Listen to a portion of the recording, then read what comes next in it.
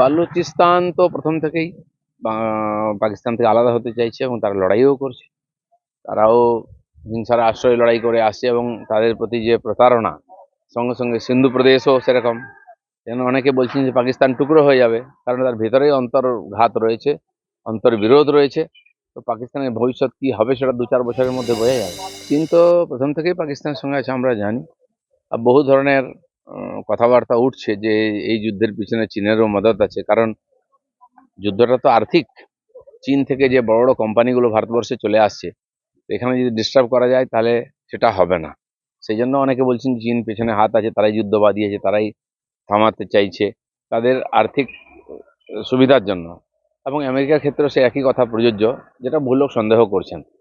যারা এক্সপার্ট আছে তারা জানবেন এবং সময়ই বোঝা যাবে কোনটা ঠিক কোনটা ভুল। শুধু মিম নেতা নয়, বিরোধী পক্ষের সমস্ত পার্টির নেতা তারা এক কথায় সরকার, মোদিজির এবং সেনার সঙ্গে আছেন, এটা তারা ঘোষণা করেছেন।